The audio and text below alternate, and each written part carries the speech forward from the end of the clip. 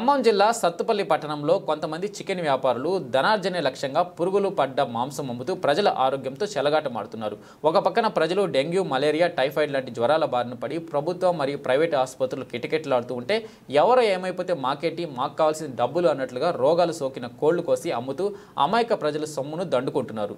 Chicken షాపుల్లో ఏమాత్రం పరిశుభ్రత పాటించడం లేదు. ఇదేం ఇలా ఎందుకు అమ్ముతున్నారని ప్రశ్నిస్తే మేము ఇలాగే అమ్ముతాం, ఇష్టం ఉంటే కొనండి, లేదంటే లేదు అంటున్నారు.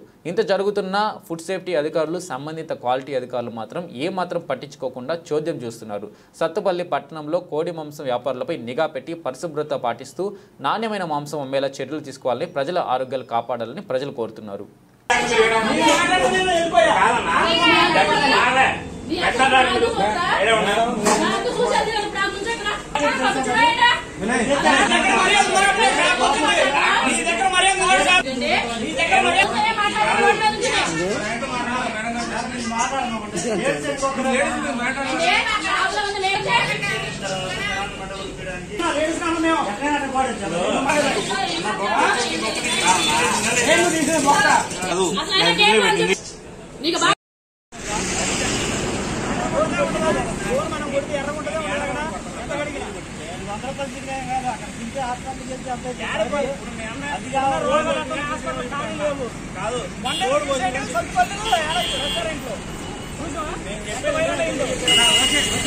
అర్థమైందా?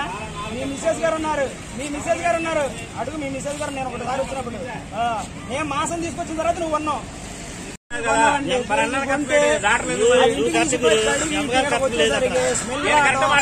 లోన్ మొత్తం హోల్స్ పడి పురుగుల్లా బయటకు వచ్చి ఇలా తీసుకొస్తే మేము అట్టే అమ్ముతాం, మీరు ఏం చేసుకుంటారో చేసుకోండి అంటున్నారు. మరి ఏం సమాధానం చెప్పాలి అర్థం అదే వండుకోండి అంటున్నారు.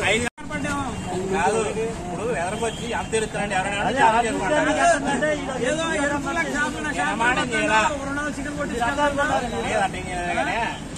మీ నాన్న తెలుసు ఆ బ్యాక్గ్రౌండ్ ఏంటో.